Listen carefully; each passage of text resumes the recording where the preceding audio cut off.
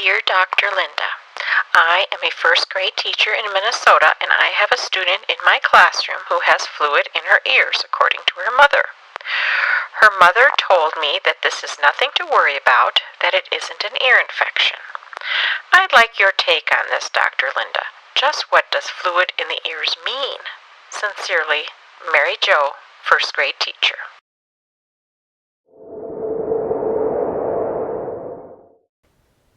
Dear Mary Jo, I so appreciate your information request.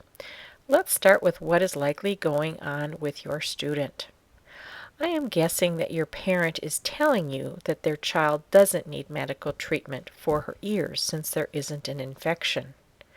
Educationally, fluid behind the eardrums can indicate that this student may have difficulty clearly hearing you and her peers.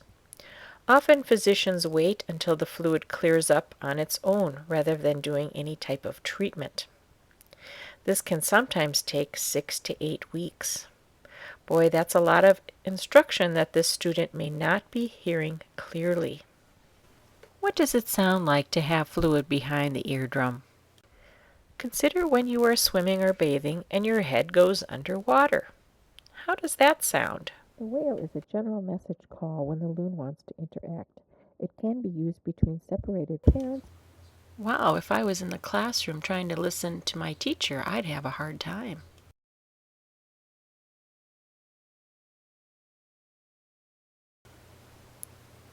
We're eavesdropping on Brandon and Dwight, two young boys who are spending some time with their grandmother at their cabin. Let's look on and see what's happening.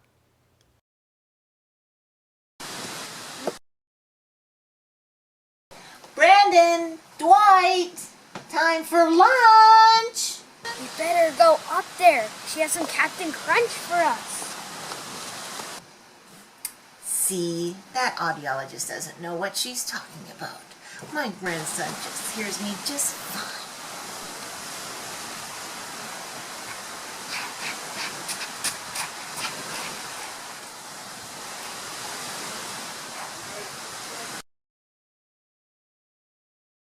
Where's the Captain Crunch, Grandma?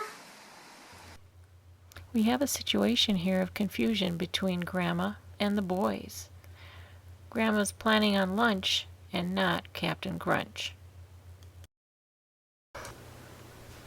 Mary Jo, this was just a quick little vignette about a little boy who also has fluid or ear infection behind his eardrums and causing some hearing loss. Because the hearing loss is so invisible, the grandmother did not believe that the child had the hearing loss. But putting a little distance and a little noise in the background, Brandon had a hard time hearing. Here is a review of the part of the ear where fluid or ear infection can build up and result in hearing loss of varying degrees. The area that I am referring to is called the middle ear.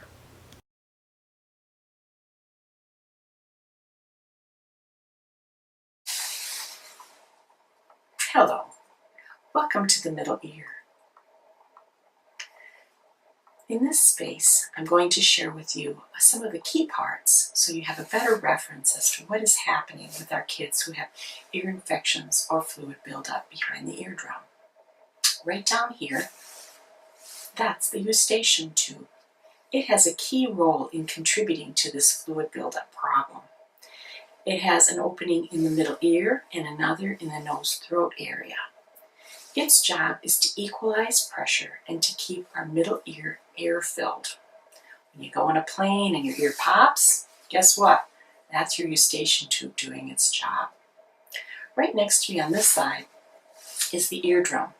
And when sounds come in the ear canal, the eardrum vibrates and pushes into the 3 smallest bones of the body. If there is fluid or an ear infection in the middle ear space, it doesn't allow the eardrum to vibrate the way it needs to, so the bones only move in a sluggish way. Those 3 bones are right behind me here. They are the malleus, the incus, and the stapes. And if the eardrum isn't getting them moving the way they need to, they also aren't pushing the way they should into the oval window of the inner ear and getting those little hair cells to do their job. And that's where we are able to hear the specific pitches of speech.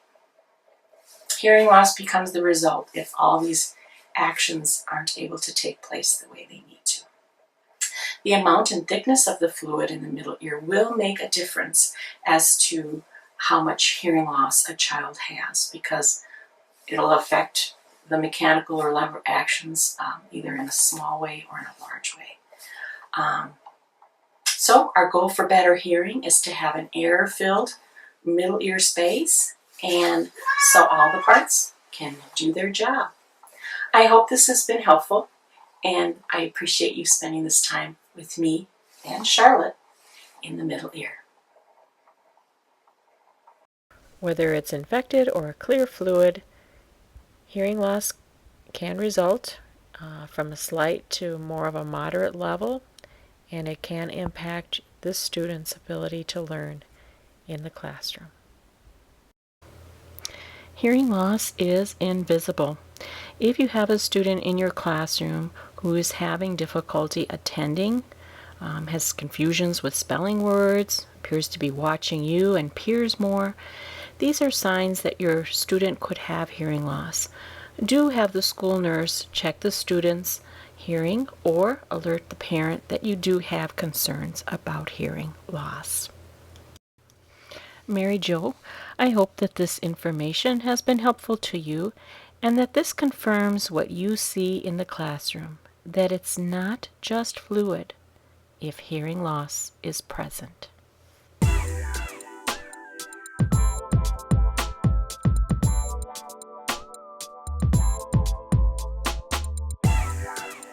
I hope you have a great